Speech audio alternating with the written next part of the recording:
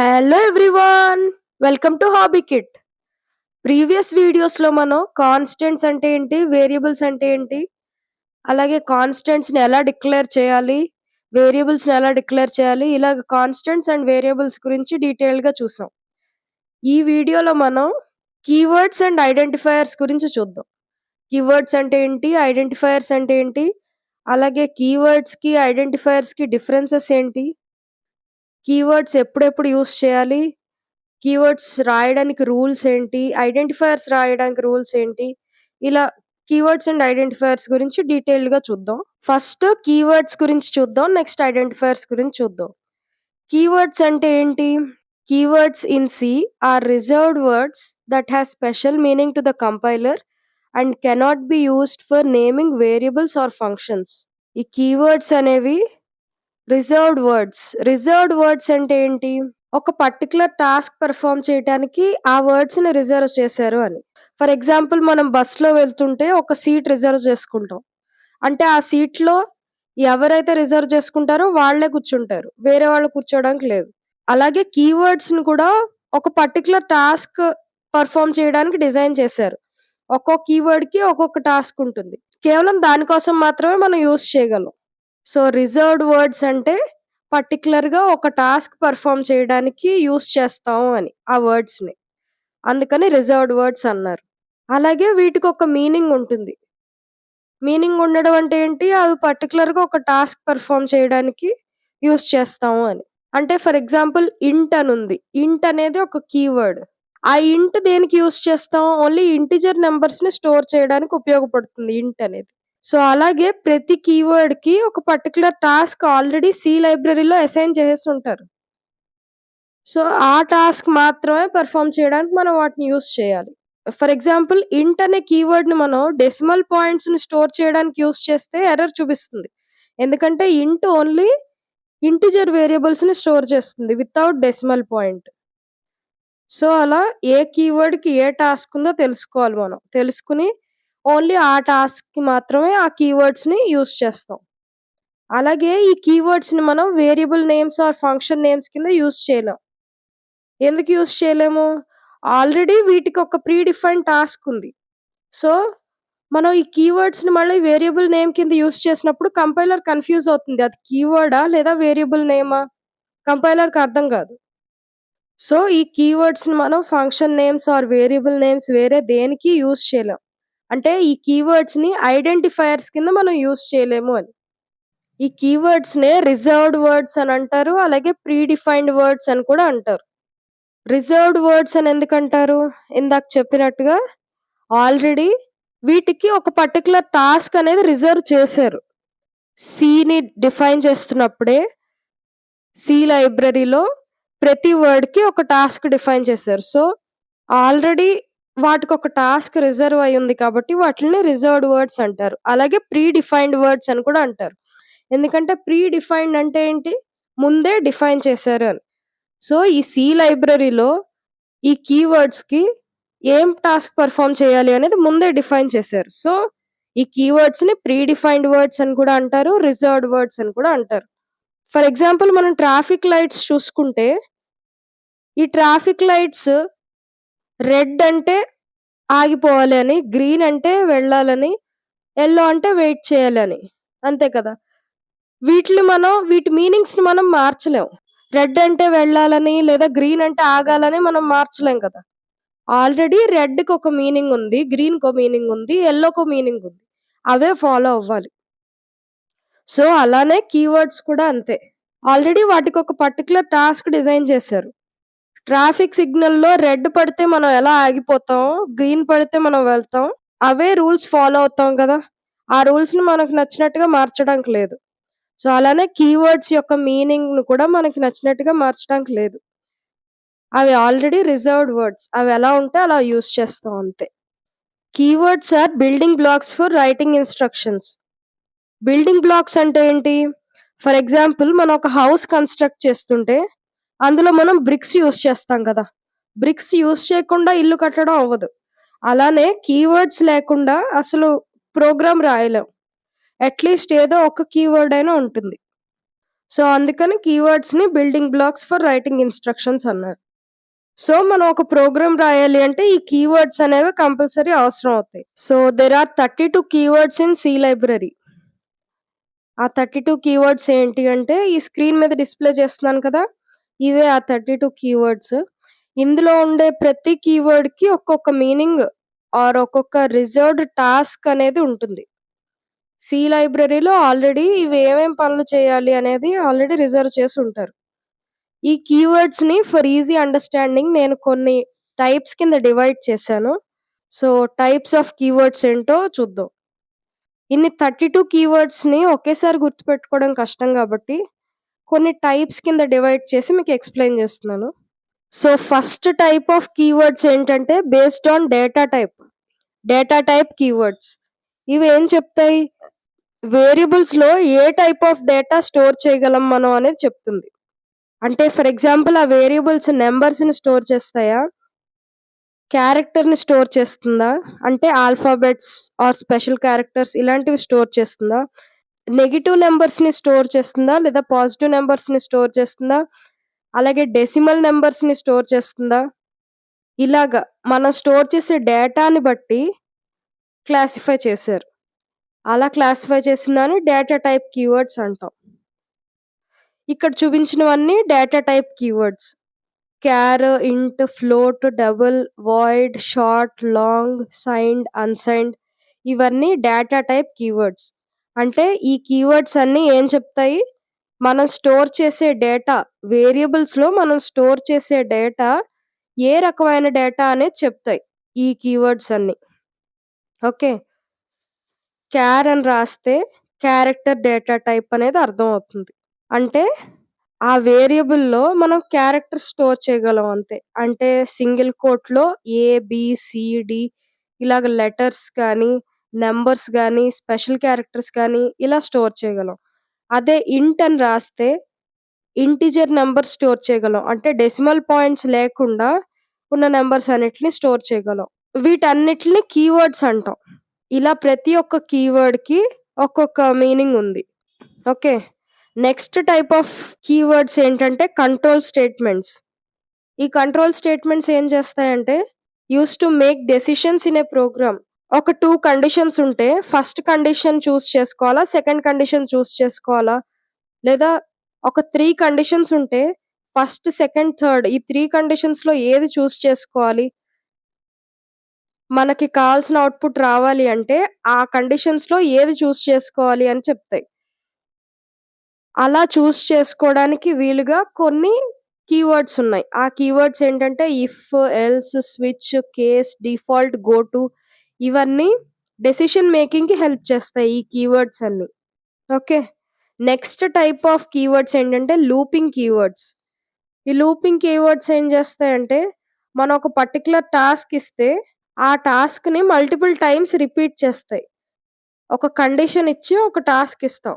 For example teacher ఒక స్టూడెంట్‌కి "నీకు ఈ కాన్సెప్ట్ అర్థమయ్యేదాకా అదే చదువుతూ ఉండు" అని చెప్తే, అప్పుడు ఆ స్టూడెంట్ ఏం చేస్తాడు? అదే కాన్సెప్ట్‌నే మళ్ళీ మళ్ళీ చదువుతాడు. అది అర్థమయ్యే వరకు. అంటే ఇక్కడ ఏం జరిగింది? ఒక కండిషన్ ఇచ్చింది టీచర్. ఆ కాన్సెప్ట్ అర్థమయ్యేంత వరకు అనేది ఒక కండిషన్. ఆ స్టూడెంట్ పెర్ఫార్మ్ చేయాల్సిన టాస్క్ ఏంటి? అదే కాన్సెప్ట్‌ని రిపీటెడ్‌గా చదవడం. సో, ఇక్కడ లూపింగ్ కీవర్డ్స్ కూడా అవే చేస్తాయి. ఒక పర్టిక్యులర్ కండిషన్ మనం వాటికిస్తే, ఆ కండిషన్ ఫాల్స్ అయ్యేంత వరకు మనం లోపలిచ్చిన టాస్క్‌ని పెర్ఫార్మ్ చేస్తూ ఉంటాయి. అంటే ఇందాక ఎగ్జాంపుల్‌లో ఆ స్టూడెంట్‌కి ఆ కాన్సెప్ట్ అర్థమయ్యే వరకు అదే కాన్సెప్ట్‌ని చదువుతూ ఉంటాడు. ఒకసారి ఆ కాన్సెప్ట్ అర్థమైపోయాక ఇంకా కాన్సెప్ట్ చదవడు. అలాగే మనం లూపింగ్ కీవర్డ్స్‌కి ఒక కండిషన్ ఇస్తాం. ఆ కండిషన్ ట్రూ అయ్యేంత వరకు మనం పెర్ఫార్మ్ చేయమన్న టాస్కే పెర్ఫార్మ్ చేస్తూ ఉంటుంది. సో, అలా లూపింగ్‌కి ఉపయోగపడే కీవర్డ్స్ ఏంటి అంటే ఫర్, వైల్, డూ ఈ కీవర్డ్స్ అన్నీ లూపింగ్ కీవర్డ్స్ అన్నమాట. అంటే లూపింగ్‌కి హెల్ప్ చేస్తాయి. నెక్స్ట్ టైప్ ఆఫ్ కీవర్డ్స్ ఏంటంటే జంప్ స్టేట్‌మెంట్స్. ఈ జంప్ స్టేట్‌మెంట్స్ ఏం చేస్తాయి అంటే ఫర్ ఎగ్జాంపుల్ ఒక స్టూడెంట్ ఎగ్జామ్‌కి ప్రిపేర్ అవుతుంటే టీచరు ఇంపార్టెంట్ క్వెషన్స్ ఇచ్చిందనుకుంటే ఓన్లీ ఇంపార్టెంట్ క్వెషన్స్ చదువుతాడు ఆ స్టూడెంట్. మిగతా కాన్సెప్ట్స్ అన్ని స్కిప్ చేసేస్తాడు కదా! సో, అలాగే ఓన్లీ అవసరమైన కండిషన్స్ ఎగ్జిక్యూట్ చేసి ఆ టాస్క్స్ పెర్ఫార్మ్ చేస్తాయి. మిగతావి స్కిప్ చేస్తాయి. సో, ఇలా జంప్ స్టేట్మెంట్స్‌కి యూజ్ అయ్యే కీవర్డ్స్ ఏంటంటే బ్రేక్, కంటిన్యూ, రిటర్న్ ఈ కీవర్డ్స్ అన్నీ jump statement keywords. Next keywords ఏంటంటే స్టోరేజ్ క్లాస్ కీవర్డ్స్. ఈ స్టోరేజ్ క్లాస్ కీవర్డ్స్ ఏం చెప్తాయంటే scope and life time of variables. Scope అంటే ఏంటి? ఆ వేరియబుల్ ఎక్కడ యూజ్ చేయగలం, అలాగే ఎంతవరకు యూజ్ చేయగలం అనేది చెప్తాయి. సో, ఈ స్టోరేజ్ క్లాస్ కీవర్డ్స్ ఏవేంటంటే ఆటో, రిజిస్టర్, స్టాటిక్, ఎక్స్టర్న్ ఇవన్నీ storage class keywords. Next user defined data type keywords. ఈ కీవర్డ్స్ అనేవి మన ఓన్ డేటా టైప్స్ క్రియేట్ చేసుకోవడానికి యూజ్ అవుతాయి. ఇలా user defined data types. User defined అంటే ఏంటి? యూజర్ అంటే మనం. సో, మన ఓన్‌గా మనం డేటా టైప్స్ క్రియేట్ చేసుకోవడానికి కొన్ని కీవర్డ్స్ యూజ్ అవుతాయి. అవేంటంటే struct, union, enum, typedef. Next type qualifiers. So, ఈ టైప్ క్వాలిఫైయర్స్ అనేవి ఏం చేస్తాయంటే వేరియబుల్ ఎలా బిహేవ్ చేస్తుంది అనే దాన్ని మోడిఫై చేస్తాయి. ఈ టైప్ క్వాలిఫైయర్స్‌కి యూజ్ అయ్యే కీవర్డ్స్ ఏంటంటే కాన్స్ట్, వాలటైల్. ఫర్ ఎగ్జాంపుల్ మనం కాన్స్ట్ అనే కీవర్డ్ యూజ్ చేస్తే ఆ వేరియబుల్‌లో స్టోర్ చేసే డేటాను మనం చేంజ్ చేయలేం. సో, అలాగా ఆ వేరియబుల్ ఎలా బిహేవ్ చేస్తుంది అనే దాన్ని మోడిఫై చేసే వాటిల్నే టైప్ క్వాలిఫైయర్స్ అంటాం. నెక్స్ట్ సైజ్ ఆఫ్ అనే ఒక కీవర్డ్ ఉంది. ఈ కీవర్డ్ ఏం చేస్తుంది అంటే మనం యూజ్ చేసే డేటా టైప్ యొక్క సైజ్ ఎంతో చెప్తుంది. అంటే ఇంటిజర్ డేటా ఎంత సైజ్ ఉంటుంది? అంటే ఎంత మెమరీ అది స్టోర్ చేయగలదు అని సైజ్ అంటే. అలాగే ఫ్లోట్ అనే డేటా టైప్ ఉంటే ఆ ఫ్లోట్ అనేది ఎంత మెమరీ స్టోర్ చేయగలదు అని. సో, అలాగా ప్రతి డేటా టైప్ యొక్క సైజ్ చెప్పేది సైజ్ ఆఫ్ కీవర్డ్. ఈ కీవర్డ్స్ అన్నిట్లి గురించి డీటెయిల్డ్‌గా ఫర్దర్ టాపిక్స్‌లో డిస్కస్ చేయొచ్చు. ఎందుకంటే ఒక్కొక్కటి ఒక్కొక్క డిఫరెంట్ టాపిక్. సో, ఆ టాపిక్ వచ్చినప్పుడు డీటెయిల్డ్‌గా చెప్తాను. ఇప్పుడు జస్ట్ ఇంట్రొడక్షన్ ఇచ్చాను అన్నిట్లికి. వీటిల్లో ఎక్కువగా యూజ్ చేసే కీవర్డ్స్ కొన్నున్నాయి. అవేంటి అంటే int, float, char, if, else, for, while, return. Most of the ప్రోగ్రామ్స్‌లో ఇవి యూజ్ చేస్తాం. ఇవి కంపల్సరీ యూజ్ చేస్తాం. సో, వీటి గురించి మనం బ్రీఫ్‌గా చూద్దాం ఇప్పుడు. మిగతా కీవర్డ్స్ అవన్నీ డిఫరెంట్ టాపిక్స్. సో, ఫర్దర్ వీడియోస్‌లో అవన్నీ వస్తాయి. అప్పుడు వాటి గురించి డీటెయిల్డ్‌గా ఎక్స్‌ప్లెయిన్ చేస్తాను. ప్రతి కీవర్డ్ గురించి ఆ టాపిక్ వచ్చినప్పుడు ఎక్స్‌ప్లెయిన్ చేస్తాను. ఓకే. సో, ఇంట్ అనే కీవర్డ్ ఏం చేస్తుంది? ఇది హోల్ నంబర్స్‌ని స్టోర్ చేస్తుంది. అంటే డెసిమల్ పాయింట్స్ ఉండే నంబర్స్‌ని స్టోర్ చేయదు. ఫర్ ఎగ్జాంపుల్ మనం ఒక క్లాస్‌లో ఎంతమంది స్టూడెంట్స్ ఉన్నారు అని కౌంట్ చేయాలంటే మనం 10 మెంబర్స్ ఉన్నారు, 50 మెంబర్స్ ఉన్నారు ఇలా చెప్తాం గదా! అంతేగాని 10.5, 50.6 ఇలా చెప్పం. డెసిమల్స్‌లో చెప్పం. సో, అలాగా హోల్ నంబర్స్ యూజ్ చేయాలి అన్నప్పుడు అంటే డెసిమల్ పాయింట్స్ లేకుండా మనం ఏవైనా నంబర్స్ యూజ్ చేయాలన్నప్పుడు ఇంట్ యూజ్ చేయాలి. అంటే ఇంట్ కౌంట్ ఈక్వల్ టు 50 అని రాస్తాం. ఇలాంటి కేసెస్‌లో పీపుల్‌ని కౌంట్ చేయడం, అలాంటి కేసెస్‌లో మనం ఇంట్ యూజ్ చేస్తాం. ఓకే. నెక్స్ట్ ఫ్లోట్ ఎప్పుడు యూజ్ చేస్తాం అంటే డెసిమల్ పాయింట్స్ స్టోర్ చేయాలి వేరియబుల్స్‌లో అనుకున్నప్పుడు ఫ్లోట్ కీవర్డ్‌ని యూజ్ చేస్తాం. ఫర్ ఎగ్జాంపుల్ పెట్రోల్‌ని చెక్ చేయాలి మనం. ఫర్ ఎగ్జాంపుల్ పెట్రోల్ ఎంతుందో చూడాలి మనం. పెట్రోల్ ఎన్ని లీటర్స్ ఉందో చూడాలి. లేదా మన వెయిట్ ఎంతో చెక్ చేసుకోవాలి. అలాంటప్పుడు ఫ్లోట్ కీవర్డ్ యూజ్ చేయాలి. ఎందుకంటే 2.5 లీటర్స్ ఆఫ్ పెట్రోల్ ఉంది. లేదా వెయిట్ ఎంత అంటే 65.75 కేజెస్. అంటే ఇవన్నీ decimal points. Only whole numbers రాదు. డెసిమల్ పాయింట్స్ లేకుండా ఉండే నంబర్స్ రాదు కదా! వెయిట్ అంటే జనరల్‌గా పాయింట్స్ కూడా చెక్ చేస్తాం. ఎగ్జాక్ట్ వెయిట్ కావాలి అంటే. సో, ఇలాగా డెసిమల్ పాయింట్స్ ఉండే నంబర్స్‌ని స్టోర్ చేయాలి అనుకున్నప్పుడు ఫ్లోట్ యూజ్ చేస్తాం. అంటే for example float petrol equal to 2.5. ఇక్కడ 2.5 అనే దాంట్లో డెసిమల్ పాయింట్ యూజ్ చేసాం కాబట్టి ముందర ఫ్లోట్ అని రాసాం. ఈ పెట్రోల్ అనేదేమో variable name. Okay. Next char. Char దేనికి యూజ్ చేస్తాం?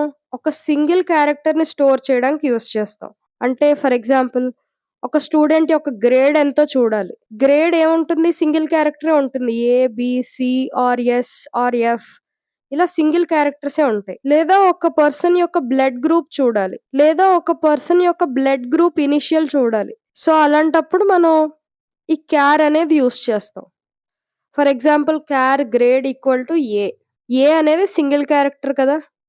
సో, ఇలా సింగిల్ క్యారెక్టర్స్‌ని వేరియబుల్స్‌లో స్టోర్ చేయాలనుకున్నప్పుడు ముందు క్యార్ అనే కీవర్డ్‌ని రాయాలి. Next one is if. If అనే కీవర్డ్ ఏం చేస్తుంది? ఒక కండిషన్‌ని చెక్ చేస్తుంది. కండిషన్‌ని చెక్ చేయడానికి ఇఫ్ అనే కీవర్డ్‌ని యూజ్ చేస్తాం. ఫర్ ఎగ్జాంపుల్ మార్క్స్ 32 కంటే ఎక్కువొస్తే వాడు పాస్. అంటే ఇక్కడ ఏం చేసాం? ఆ స్టూడెంట్ యొక్క మార్క్స్ 32 కంటే ఎక్కువొచ్చాయో లేదో చెక్ చేసాం. 32 కంటే ఎక్కువొస్తేనే ఆ స్టూడెంట్ పాస్ అవుతాడు. అలాంటి కేసెస్‌లో ఒక కండిషన్, ఆ కండిషన్‌కి తగ్గట్టుగా ఒక యాక్షన్. అలా ఉండే సిట్యుయేషన్స్‌లో ఇఫ్ అనే కీవర్డ్‌ని యూజ్ చేయాలి. ఒక కండిషన్ ఇస్తాం. ఆ కండిషన్ ట్రూ అయితే ఒక యాక్షన్ పెర్ఫార్మ్ చేయమని చెప్తాం. ఇక్కడ చేసినట్టుగా మార్క్స్ 32 కంటే ఎక్కువుంటే ఆ స్టూడెంట్‌ని పాస్ చేయమని. Next else. ఎల్స్ ఎప్పుడు యూజ్ చేస్తాం? ఇందాక ఇఫ్ కండిషన్‌లో మనం మార్క్స్ 32 కంటే ఎక్కువుంటే పాస్ చేయమని చెప్పాం. ఒకవేళ 32 కంటే తక్కువుంటే ఏం చేయాలో చెప్పలేదు. సో, ఇక్కడ ఎల్స్ కండిషన్ యూజ్ అవుతుంది. ఎల్స్‌లో ఏం చేస్తాం? మనం రాసిన కండిషన్ ఫాల్స్ అయితే ఏం చేయాలో చెప్తాం. అంటే మార్క్స్ 32 కంటే ఎక్కువొస్తే పాస్ అవ్వాలని చెప్పాం. అదే 32 కంటే తక్కువొస్తే ఫెయిల్ అవ్వాలి. సో, ఆ కండిషన్ ఎక్కడ రాస్తాం అంటే ఎల్స్‌లో రాస్తాం. కండిషన్ ఫాల్స్ అయినప్పుడు ఈ ఎల్స్ అనేది యూజ్ చేస్తాం. అంటే for example if it rains take umbrella అని చెప్పాం. అంటే వర్షం పడుతుంటే అంబ్రెల్లా పట్టుకెళ్ళమని చెప్పాం. అంటే ఇక్కడ ఓన్లీ ఒకటే చెప్పాం. వర్షం పడుతుంది అంటే అంబ్రెల్లా పట్టుకెళ్ళు అని. అది ఇఫ్ కండిషన్. అదే ఎల్స్‌లో ఏం చేస్తాం? రెండోది కూడా చెప్తాం. ఒకవేళ వర్షం పడట్లేదు అంటే అంబ్రెల్లా పట్టుకెళ్ళకు అని. Okay. Next keyword for. For ఏం చేస్తుంది అంటే ఒక పర్టిక్యులర్ టాస్క్‌ని fixed number of times repeat చేస్తుంది. అంటే ఫర్ ఎగ్జాంపుల్ 1-10 నంబర్స్‌ని ప్రింట్ చేయాలి. అప్పుడు ఏమవుతుంది? 1 నుంచి 10 అనే నంబర్ వచ్చేంత వరకు అది ప్రింట్ అవుతూనే ఉంటుంది. Drink water 8 times a day అని చెప్పాం. అప్పుడు ఏం చేయాలి? 8 టైమ్స్ అయ్యేంత వరకు ఆ రోజు వాటర్ తాగుతూ ఉండాలి. సో, ఇక్కడ మనం ఏం చేస్తున్నాం? ఒక పర్టిక్యులర్ కౌంట్ ఇస్తే, ఆ కౌంట్ అయ్యే వరకు యాక్షన్ పెర్ఫార్మ్ చేస్తూ ఉండాలి. ఆ కౌంట్ అయిపోయాక ఇంకా యాక్షన్ ఆపేయాలి. నెక్స్ట్ కీవర్డ్ ఏంటంటే వైల్. ఈ వైల్ ఏం చేస్తుంది? ఇందాక మీకొక ఎగ్జాంపుల్ చెప్పాను గదా! ఒక స్టూడెంట్ ఒక టాపిక్ చదువుతున్నాడు. టీచర్ ఏం చెప్పిందంటే స్టూడెంట్‌కి, "ఆ టాపిక్ అర్థమయ్యేంత వరకు అదే టాపిక్ చదువుతూ ఉండు" అని చెప్పింది. సో, ఇప్పుడు ఆ స్టూడెంట్ ఏం చేయాలి? ఆ టాపిక్ అర్థమయ్యేంత వరకు అదే టాపిక్ చదువుతూ ఉండాలి. అంటే అక్కడ ఒక కండిషన్ ఉంది. ఏంటి? ఆ టాపిక్ అర్థమయ్యే వరకు అనేది ఒక కండిషన్. ఆ కండిషన్ ట్రూ అయ్యేంత వరకు అదే పని చేయాలి. అదే టాస్క్ రిపీటెడ్‌గా చేయాలి. సో, అలాంటి కేసెస్‌లో వైల్ అనేది యూజ్ చేస్తాం. అంటే ఒక పర్టిక్యులర్ కండిషన్ ఇచ్చి, ఆ కండిషన్ ట్రూ అయ్యేంత వరకు అదే పర్టిక్యులర్ టాస్క్ రిపీటెడ్‌గా చేయాలి. ఓకే. Next return. ఈ రిటర్న్ కీవర్డ్ ఏం చేస్తుందంటే, మనం ఏదన్నా ఒక టాస్క్ పెర్ఫార్మ్ చేస్తే, ఆ టాస్క్ యొక్క రిజల్ట్ రిటర్న్ చేయాలి. రిటర్న్ అంటే ఏంటి? తిరిగివ్వడం. అంటే రిటర్న్ టోటల్ బిల్. ఈ టోటల్ బిల్ అనేది రిటర్న్ అవుతుంది. ఫర్ ఎగ్జాంపుల్ టీచర్ ఒక క్వెషన్ అడిగాడు స్టూడెంట్‌ని. అప్పుడు స్టూడెంట్ ఏం చేయాలి? ఆ క్వెషన్ యొక్క ఆన్సర్ రిప్లై ఇవ్వాలి. అంటే ఏదైనా ఒక టాస్క్ ఇస్తే, ఆ టాస్క్ పెర్ఫార్మ్ చేసి, మనం మళ్ళీ దాని యొక్క రిజల్ట్ తిరిగిస్తాం. ఆ టాస్క్ ఇచ్చిన వాళ్ళకి. అలాంటప్పుడు రిటర్న్ కీవర్డ్ యూజ్ చేస్తాం. ఓకే. సో, ఇవి మెయిన్ ఈ 8 కీవర్డ్స్ ఎక్కువగా యూజ్ చేస్తాం. Most important keywords. అలాగే మిగతా కీవర్డ్స్‌ని ఫర్దర్ వీడియోస్‌లో డీటెయిల్‌గా ఎక్స్‌ప్లెయిన్ చేస్తాను. ఎందుకంటే ఒక్కొక్కటి ఒక్కొక్క టాపిక్. ఒక వీడియోలో అన్నీ ఎక్స్‌ప్లెయిన్ చేయడానికి కుదరదు. సో, ప్రెజెంట్ ఈ కీవర్డ్స్‌ని మెమరైజ్ చేయడానికి ట్రై చేయండి. అలాగే ఈ కీవర్డ్స్‌ని యూజ్ చేయడానికి కొన్ని రూల్స్ ఉన్నాయి. ఏంటంటే ఈ కీవర్డ్స్‌ని ఐడెంటిఫైయర్స్ కింద యూజ్ చేయలేం. ఐడెంటిఫైయర్స్ అంటే ఏంటి? Name given to a variable or function or structure ఇలాగా వేరియబుల్‌కి కానీ, ఫంక్షన్‌కి కానీ, స్ట్రక్చర్, యూనియన్ ఇలా వీటికిచ్చే మన నేమ్స్‌నే ఐడెంటిఫైయర్స్ అంటారు. సో, అలా వేరియబుల్ నేమ్స్ కింద, ఫంక్షన్ నేమ్స్ కింద మనం ఈ కీవర్డ్స్‌ని యూజ్ చేయలేం. ఎందుకంటే వీడియో బిగినింగ్‌లోనే చెప్పాను గదా! కీవర్డ్స్‌కి ఒక పర్టిక్యులర్ మీనింగ్ ఉంటుంది. అంటే అది ఒక పర్టిక్యులర్ టాస్క్ చేయడానికే ఆ కీవర్డ్స్‌ని డిజైన్ చేశారు. సో, అలాంటప్పుడు ఈ కీవర్డ్స్‌ని తీసుకెళ్ళి వేరియబుల్ నేమ్స్ కింద యూజ్ చేస్తే కంపైలర్ కన్‌ఫ్యూజనొస్తుంది. అది కీవర్డా? లేదా వేరియబుల్ నేమా? ఎలా అర్థమవుతుంది? అందుకని మనం కీవర్డ్స్‌ని వేరియబుల్ నేమ్స్ కింద కానీ, ఫంక్షన్ నేమ్స్ కింద కానీ వేరే దేనికి యూజ్ చేయలేం. ఓన్లీ కీవర్డ్స్‌కి వాటి పర్టిక్యులర్ టాస్క్ ఉంటుంది. ఆ టాస్క్ ఏంటో తెలుసుకొని కేవలం అప్పుడే యూజ్ చేయాలి. అలాగే నెక్స్ట్ రూల్ ఏంటంటే కీవర్డ్స్‌ని స్మాల్ లెటర్స్‌లోనే రాయాలి. అంటే ఇంట్‌లో అన్నీ స్మాలే, ఫ్లోట్‌లో అన్నీ స్మాల్, క్యార్‌లో అన్నీ స్మాల్. అలా అన్నీ స్మాల్ లెటర్స్‌లోనే రాయాలి మనం. ఫర్ ఎగ్జాంపుల్ క్యాపిటల్ ఐ అని రాస్తే అది కీవర్డ్ అవ్వదు. మనం నార్మల్‌గా ఏ వేరియబుల్ నేమో అలా యూజ్ చేస్తాం అని అనుకుంటుంది కంపైలర్. ఇంట్ అని రాస్తే ఓన్లీ స్మాల్ ఐఎన్‌టి రాయాలి. అలాగే ఫ్లోట్, క్యార్ ప్రతి కీవర్డ్ ఓన్లీ స్మాల్ లెటర్స్‌లోనే ఉంటాయి. ఫర్ ఎగ్జాంపుల్ మనం ఈ ప్రోగ్రామ్‌లో చూస్తే ఇంట్ ఐఎన్‌టి మళ్ళీ వేరియబుల్ నేమ్ కూడా ఇంట్ అనే తీసుకున్నాం. కాకపోతే ఐ క్యాపిటల్. ఇంట్ ఈక్వల్ టు 10 అని రాసాం. ఇప్పుడు ప్రింట్ఎఫ్ స్టేట్మెంట్ రాసి ఇంట్‌ని ప్రింట్ చేద్దాం. ఓకే. ఇప్పుడు ఇది రన్ చేసి చూద్దాం. ఎర్రర్ రాలేదు. ఇంట్ ఈక్వల్ టు 10 అని తీసుకున్నాం కదా! అవుట్‌పుట్ 10 వచ్చేసింది. ఎందుకంటే ఇక్కడ ఐ క్యాపిటల్ కింద తీసుకున్నాం. సో, దీన్ని కీవర్డ్ కింద కన్సిడర్ చేయదు. సో, ఈసారి మనం ఏం చేద్దాం అంటే ఇక్కడ వేరియబుల్ నేమ్‌ని ఇంట్ అని తీసుకుందాం. ప్రింట్ఎఫ్‌లో కూడా ఇంట్‌ని ప్రింట్ చేస్తున్నాం. అంటే కీవర్డ్ లాగానే. కీవర్డ్‌లో ఎలా అయితే ఇంట్ ఉందో అలానే. ఏమి క్యాపిటల్స్, స్మాల్స్ ఏమి మార్చలేదు. ఇప్పుడు రన్ చేసి చూద్దాం. ఇప్పుడు ఎర్రర్ ఏమని చూపిస్తుంది? 2 or more data types in declaration specifiers అంటోంది. అంటే మనం 2 డేటా టైప్స్‌ని యూజ్ చేసాం అంటోంది. అంటే ఈ సెకండ్ రాసిన ఇంట్‌ని కూడా అది డేటా టైప్ కిందే కన్సిడర్ చేసింది. అంటే కీవర్డ్ కిందే కన్సిడర్ చేసింది అని. Expected identifier. ఐడెంటిఫైయర్ అంటే ఏంటి? Variable name or function name వీటిని ఐడెంటిఫైయర్స్ అంటాం. అంటే ఇక్కడ ఒక వేరియబుల్ నేమ్ రాయాలి. నువ్వు రాయలేదని చెప్తోంది. అంటే ఈ ఇంట్‌ని వేరియబుల్ నేమ్ కింద కన్సిడర్ చేయలేదు అని. అదే అలా కాకుండా ఈసారి అన్ని క్యాపిటల్ ఐఎన్‌టి రాద్దాం. ఇక్కడ కూడా క్యాపిటల్ ఐఎన్‌టిని ప్రింట్ చేయాలి. ఇప్పుడు రన్ చేసి చూద్దాం. ఇప్పుడు మళ్ళీ 10 వచ్చేసింది సక్సెస్‌ఫుల్‌గా. అంటే ఏంటి? కీవర్డ్స్‌ని యాజ్ ఇట్ ఈస్‌గా ఎలా ఉన్నాయో అలానే రాయాలి. కీవర్డ్స్ అన్నీ స్మాల్‌లోనే ఉంటాయి. సో, ఆ స్మాల్‌ని మనం క్యాపిటల్ కింద మార్చామంటే అది కీవర్డ్ కింద కన్సిడర్ చేయదు కంపైలర్. ఇక్కడ ఐఎన్‌టి అన్నీ క్యాపిటల్ రాసాం. అందుకని మనకు రిజల్ట్ వచ్చింది. అదే ఇందాక స్మాల్ ఐఎన్‌టియే రాసాం అన్నీ. అప్పుడు ఎర్రర్ చూపించింది.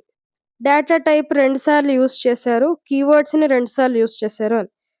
వేరియబుల్ నేమ్ యూజ్ చేయలేదు అని చెప్పి. సో, ఇది కీవర్డ్స్ గురించి. నెక్స్ట్ టాపిక్ ఏంటంటే ఐడెంటిఫైయర్స్. ఐడెంటిఫైయర్స్ అంటే ఏంటి? Identifiers are the names given to a variable, function or any other element in a program. ప్రోగ్రామ్‌లో మనం క్రియేట్ చేసే నేమ్స్‌నే ఐడెంటిఫైయర్స్ అంటాం. ఫర్ ఎగ్జాంపుల్ నన్ను ఎలా ఐడెంటిఫై చేస్తారు? నా నేమ్‌ని బట్టి ఐడెంటిఫై చేస్తారు. సో, అలానే ఒక వేరియబుల్‌ని ఐడెంటిఫై చేయాలి. అంటే ఏం చేయాలి? ఆ వేరియబుల్‌కి ఒక నేమ్ ఇవ్వాలి. ఆ నేమ్ ఇస్తే వేరియబుల్‌ని ఐడెంటిఫై చేయగలం. ఇప్పుడు నా నేమ్ తార అనుకుంటే, నన్ను తార అని పిలిస్తే నేను పలుకుతాను. అలాగే నా గురించి చెప్పాలి అంటే, తార ఇలా చేసిందా, అలా చేసిందని చెప్తారు. లేదా తార ఇక్కడ వర్క్ చేస్తుంది. లేదా తార లివ్స్ దేర్. సో, అలా చెప్తారు. అలానే ఒక వేరియబుల్‌కి కానీ, స్ట్రక్చర్‌కి కానీ, యూనియన్‌కి కానీ, అరేకి కానీ వీటికి మనం నేమ్స్ ఇవ్వాలి. నేమ్స్ ఇచ్చినప్పుడు వాటిని మనం యూజ్ చేసుకోగలం. అలాగే వాటిల్ని ఐడెంటిఫై చేయడానికి యూజ్ అవుతుంది. ఏదైనా ఒక అరేని యూజ్ చేయాలి లేదా ఒక ఫంక్షన్‌ని, వేరియబుల్‌ని వీటిని యూజ్ చేయాలి అంటే వాటికొక నేమ్ ఇస్తేనే కదా మనం యూజ్ చేయగలం. ఆ నేమ్‌ని రిమెంబర్ చేసుకొని, ఆ నేమ్‌ని బట్టి యూజ్ చేసుకుంటాం వాటిని. ప్రోగ్రామ్‌లో మనం క్రియేట్ చేసే నేమ్స్‌ని ఐడెంటిఫైయర్స్ అంటాం. సో, ఈ నేమ్స్‌నే ఐడెంటిఫైయర్స్ అంటాం. వేరియబుల్ కానీ, అరేకిచ్చే నేమ్స్‌ని కానీ, స్ట్రక్చర్‌కిచ్చే నేమ్స్‌ని కానీ వీటిలినే ఐడెంటిఫైయర్స్ అంటాం. ఈ నేమ్స్‌ని మనమే డిఫైన్ చేస్తాం. అంటే యూజర్ డిఫైన్ చేస్తాడు. సో, యూజర్ డిఫైన్ చేస్తాడు కాబట్టి వీటిని ఎలా డిఫైన్ చేయాలనేది కొన్ని రూల్స్ ఉన్నాయి. So, rules for naming or constructing identifiers. Identifier యొక్క నేమ్‌ని డిఫైన్ చేయడానికి లేదా కన్‌స్ట్రక్ట్ చేయడానికి రూల్స్ ఏంటంటే ఫస్ట్ వన్ ఐడెంటిఫైయర్ యొక్క name must start with a letter or underscore. అయితే లెటర్‌తో కానీ లేదా అండర్‌స్కోర్‌తో గాని స్టార్ట్ అవ్వాలి. వేరే ఇంక ఏమీ యూజ్ చేయడానికి లేదు. For example age or underscore count ఇలా రాసాం. ఇక్కడ ఏజ్‌లో ఏ అనేది లెటర్‌తో స్టార్ట్ అయింది. సో, అది వాలిడ్. అలాగే అండర్‌స్కోర్ కౌంట్‌లో అండర్‌స్కోర్‌తో స్టార్ట్ అయింది. సో, అది వాలిడే. అదే 1 ఏజ్ అని రాసాం. ఇక్కడ 1 అనేది నంబర్. నంబర్‌తో స్టార్ట్ అవ్వడానికి లేదు. Only letter or underscore. So, అది ఇన్‌వాలిడ్ ఐడెంటిఫైయర్ నేమ్ అవుతుంది. అంటే అలా యూజ్ చేయకూడదు అని. సెకండ్ రూల్ ఏంటంటే, ఈ ఐడెంటిఫైయర్ నేమ్ అనేది నంబర్‌తో స్టార్ట్ అవ్వకూడదు. అంటే టు నమ్ ఇలా రాసాం. అలా స్టార్ట్ అవ్వకూడదు నంబర్‌తో. ఓన్లీ అండర్‌స్కోర్ ఆర్ లెటర్స్ వాటితోటే స్టార్ట్ అవ్వాలి. నంబర్‌తో స్టార్ట్ అయితే అది ఇన్‌వాలిడ్ అవుతుంది. అంటే ఇలా రాస్తే ఎర్రర్ చూపిస్తుంది అని. ఐడెంటిఫైయర్ నేమ్ ఇలా రాస్తే ఎర్రర్ చూపిస్తుంది కంపైలర్. థర్డ్ రూల్ ఏంటంటే, ఐడెంటిఫైయర్ నేమ్‌లో ఓన్లీ లెటర్స్, డిజిట్స్, అండర్‌స్కోర్స్ ఇవే ఉండాలి. వేరే ఏమి ఉండకూడదు. For example total underscore marks, నమ్1 ఇవి వాలిడ్ ఐడెంటిఫైయర్స్. ఎందుకంటే టోటల్ అండర్‌స్కోర్ మార్క్స్, అండర్‌స్కోర్ అనేది యూజ్ చేయొచ్చు. అలాగే నమ్1లో 1 అనేది డిజిట్ అది యూజ్ చేయొచ్చు. లెటర్స్ యూజ్ చేయొచ్చు. అదే టోటల్ హైఫన్ మార్క్స్ అని రాసాం. హైఫన్ అనేదేంటి special character. Special characters allowed కాదు. సో, టోటల్ హైఫన్ మార్క్స్ అని రాస్తే కంపైలర్ ఎర్రర్ చూపిస్తుంది. అలాగే కీవర్డ్స్‌ని ఐడెంటిఫైయర్స్ కింద యూజ్ చేయలేం. ఈ పాయింట్ నేను కీవర్డ్స్ ఎక్స్‌ప్లెయిన్ చేస్తున్నప్పుడు కూడా చెప్పాను కదా! కీవర్డ్స్‌ని ఐడెంటిఫైయర్స్ కింద యూజ్ చేయలేం. అంటే ఇంట్, ఫ్లోట్, ఇఫ్ ఇలాంటివి ఐడెంటిఫైయర్స్ కింద యూజ్ చేయలేం. అంటే ఇంట్ ఇఫ్ ఈక్వల్ టు 10 ఇలా రాయలేం మనం. ఓకే. నెక్స్ట్ స్పేసెస్ అలౌడ్ కాదు. అంటే టోటల్ స్పేస్ మార్క్స్ అని రాసాం. అలా స్పేస్ ఇవ్వకూడదు మధ్యలో. స్పేస్ ఇవ్వాలి అనుకుంటే అండర్‌స్కోర్ యూజ్ చేయొచ్చు. లేదా ఏదైనా నంబర్ యూజ్ చేయొచ్చు. సో, ఇలా స్పేస్ ఇస్తే ఎర్రర్ చూపిస్తుంది. నెక్స్ట్ ఈ ఐడెంటిఫైయర్స్ అనేవి కేస్ సెన్సిటివ్. అంటే ఇక్కడ ఏజ్ అన్ని స్మాల్ రాసాం. నెక్స్ట్ దాంట్లో ఏజ్‌లో ఏ క్యాపిటల్ రాసాం. నెక్స్ట్ ఏజ్‌లో అన్ని క్యాపిటల్ రాసాం. ఈ 3 డిఫరెంటే. 3 డిఫరెంట్ వేరియబుల్స్ కింద కన్సిడర్ చేస్తుంది. లేదా డిఫరెంట్ ఐడెంటిఫైయర్స్ కింద కన్సిడర్ చేస్తుంది కంపైలర్. 3 ఏజే కదా అనుకోవచ్చు. నార్మల్ ఇంగ్లీష్‌లో 3 ఏజే. కానీ సిలో ఫస్ట్ ఏజ్ అన్ని స్మాల్ లెటర్స్, లాస్ట్ ఏజ్ అన్ని క్యాపిటల్స్, మధ్యలో రాసిన age A capital. So, 3 different identifiers. So, మనం ఒక చోట ఏ ఐడెంటిఫైయర్ యూజ్ చేస్తామో ప్రోగ్రామ్ అంతా అదే ఐడెంటిఫైయర్ యూజ్ చేయాలి. అంటే ఫర్ ఎగ్జాంపుల్ స్టార్టింగ్‌లో ఒక చోట ఏజ్ అనే వేరియబుల్ తీసుకున్నాం. ఏజ్ అన్ని స్మాల్ రాసాం ఆ ఏజ్‌లో. అన్ని స్మాల్ లెటర్స్ రాసాం. మళ్ళీ కింద క్యాపిటల్ ఏజ్ అని రాయకూడదు. అంటే ఆ క్యాపిటల్ లెటర్స్ యూజ్ చేయకూడదు ఏజ్‌లో. పైన ఏమైతే ఏజ్ రాసామో అదే ఏజ్ యూజ్ చేయాలి. పైన స్మాల్ లెటర్సే రాస్తే స్మాల్ లెటర్సే యూజ్ చేయాలి. నెక్స్ట్ మీనింగ్‌ఫుల్ నేమ్స్ రాయాలి. అంటే మనం మార్క్స్ కాలిక్యులేట్ చేస్తుంటే టోటల్ మార్క్స్ అని రాస్తాం. అలా కాకుండా ఇంటూ రాయడం లేదా ఏ, బి, సి ఇలా రాయకూడదు. టోటల్ మార్క్స్ అని రాస్తే క్లియర్‌గా అర్థమవుతుంది. ఇది దేనికి యూజ్ చేసాం ఈ వేరియబుల్ నేమ్ అనేది. లేదా ఈ ఐడెంటిఫైయర్ అనేది దేనికి యూజ్ చేసాం అనేది క్లియర్‌గా అర్థమవుతుంది. సో, మీనింగ్‌ఫుల్ నేమ్స్ ఇవ్వాలి identifiers. So, these are the rules for naming identifiers. కొన్ని ఎగ్జాంపుల్స్ చూపిచ్చానిక్కడ. ఇంట్ ఏజ్ ఈక్వల్ టు 20 అని రాసాం. ఇది వాలిడ్ ఐడెంటిఫైయర్ నేమ్. ఎందుకంటే ఏజ్ అనేది లెటర్స్ తోటే స్టార్ట్ అయింది. అలాగే మొత్తం లెటర్సే ఉంది. సో, అది వాలిడ్ అవుతుంది. ఫ్లోట్ టోటల్ అండర్‌స్కోర్ మార్క్స్ అని రాసాం. ఇక్కడ అండర్‌స్కోర్ అని ఉంది. అండర్‌స్కోర్ యూజ్ చేయొచ్చు మనం. ఇందాక రూల్స్‌లో అండర్‌స్కోర్ యూజ్ చేయొచ్చని చెప్పాను కదా! అండర్‌స్కోర్స్, డిజిట్స్, లెటర్స్ యూజ్ చేయొచ్చు మనం ఐడెంటిఫైయర్ నేమ్స్‌లో. సో, ఇది వాలిడే. ఇంట్ 2 నమ్ అని రాసాను. 2 అంటే డిజిట్. డిజిట్‌తో స్టార్ట్ అవ్వకూడదు. సో, ఇది ఇన్‌వాలిడ్. ఇంట్ టోటల్ హైఫన్ మార్క్స్. హైఫన్ అనేది స్పెషల్ క్యారెక్టర్. అది యూజ్ చేయకూడదు. సో, అది ఇన్‌వాలిడ్. ఇంట్ ఇఫ్ అని రాసాం. ఇఫ్ అనేది కీవర్డ్. సో, అది ఇన్‌వాలిడ్ అవుతుంది. ఓకే. నేను మీకిక్కడ కొన్ని ఇచ్చాను ఎగ్జాంపుల్స్. వీటిలో ఏది వాలిడ్, ఏది ఇన్‌వాలిడో మీరు కామెంట్ సెక్షన్‌లో పెట్టండి. ఓకే. ఇంట్ టోటల్ అండర్‌స్కోర్ మార్క్స్ అని రాసాను. ఇది వాలిడా? ఇన్‌వాలిడా? నెక్స్ట్ సెకండ్ వన్ వాలిడా? ఇన్‌వాలిడా? ఇలాగా ప్రతిదీ వాలిడా? ఇన్‌వాలిడా? మీరు కామెంట్ సెక్షన్‌లో పెట్టండి. ఓకే. నెక్స్ట్ టాపిక్ ఏంటంటే కీవర్డ్స్‌కి, ఐడెంటిఫైయర్స్‌కి డిఫరెన్స్ ఏంటో చూద్దాం. కీవర్డ్స్ అంటే ఏంటి? అవి రిజర్వ్డ్ వర్డ్స్. దానికొక ఆల్రెడీ ఫిక్స్డ్ మీనింగ్ సి లైబ్రరీలో ఉంటుంది. అయితే ఐడెంటిఫైయర్స్ అంటే ఏంటి? ప్రోగ్రామరే ఇస్తాడు వాటికి నేమ్స్. అలాగే అది ఎలా పెర్ఫార్మ్ చేయాలి, ఏం పెర్ఫార్మ్ చేయాలనేది ప్రోగ్రామరే చెప్తాడు. అలాగే కీవర్డ్‌ని ఐడెంటిఫైయర్స్ కింద యూజ్ చేయలేం. అంటే వేరియబుల్ నేమ్స్ కింద, ఫంక్షన్ నేమ్స్ కింద యూజ్ చేయలేం. కానీ ఐడెంటిఫైయర్స్‌ని variable names, function names, array names వాటి కోసం ఐడెంటిఫైయర్స్‌ని వాడతాం. కీవర్డ్స్ అనేవి predefined by C language. C language define చేసినప్పుడే ఈ కీవర్డ్స్ ఏ పర్టిక్యులర్ టాస్క్ పెర్ఫార్మ్ చేయాలనేది ముందే చెప్పేసారు. ఐడెంటిఫైయర్స్ అనేది యూజర్ డిఫైన్డ్. మనమే డిఫైన్ చేసుకుంటాం. ఏ టాస్క్ పెర్ఫార్మ్ చేయాలో దానికి తగ్గట్టుగా ఐడెంటిఫైయర్‌ని డిఫైన్ చేసుకుంటాం. కీవర్డ్స్‌కి ఎగ్జాంపుల్స్ ఏంటంటే ఇంట్, ఇఫ్, రిటర్న్ ఇవి. ఐడెంటిఫైయర్స్ అంటే మనకి నచ్చిన నేమ్స్ పెట్టుకోవచ్చు. ఏజ్, టోటల్ మార్క్స్, సమ్ ఇలాగ ఏ నేమ్స్ అయినా యూజ్ చేయొచ్చు. బట్ వాటికి పర్టిక్యులర్ రూల్స్ ఉన్నాయి. ఆ రూల్స్‌కి తగ్గట్టుగా మనకు నచ్చిన పేర్లు మనం పెర్ఫార్మ్ చేసే టాస్క్‌కి తగ్గట్టు నేమ్స్‌ని పెట్టుకోవచ్చు మనం. కీవర్డ్స్ అనేవి లిమిటెడ్ నంబర్ ఉన్నాయి. అంటే 32 కీవర్డ్స్ ఉన్నాయి సిలో అయితే. బట్ ఐడెంటిఫైయర్స్ అనేవి అన్‌లిమిటెడ్. ఎందుకంటే మనమే కదా రాస్తాం నేమ్స్. రూల్స్‌ని ఫాలో అయ్యి ఎన్ని నేమ్స్ అయినా రాయొచ్చు మనం ఐడెంటిఫైయర్స్ అంటే. So, keywords are fixed words, identifiers are names you create. ఇది సింపుల్ వన్ లైన్ డెఫినిషన్ అన్నమాట. సో, ఈ వీడియోలో మనం కీవర్డ్స్ అండ్ ఐడెంటిఫైయర్స్ గురించి క్లియర్‌గా చూసాం. కీవర్డ్స్‌ని ఎప్పుడు యూజ్ చేయాలి? ఐడెంటిఫైయర్స్‌ని ఎప్పుడు యూజ్ చేయాలి? కీవర్డ్స్‌కి రూల్స్ ఏంటి? ఐడెంటిఫైయర్స్ రూల్స్ ఏంటి? ఇలా ప్రతిదీ డీటెయిల్డ్‌గా చూసాం. నెక్స్ట్ వీడియోలో మనం డేటా టైప్స్ అంటే ఏంటో చూద్దాం. డేటా టైప్స్ ఎప్పుడు యూజ్ చేయాలి? ఎందుకు యూజ్ చేయాలి?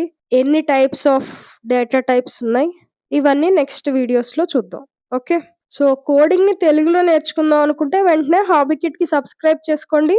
అలాగే కోడింగ్‌ని తెలుగులో నేర్చుకుందాం అనుకుంటున్న మీ ఫ్రెండ్స్‌కి కూడా ఈ వీడియోస్ షేర్ చేయండి. Okay. Thank you for watching. See you in the next video.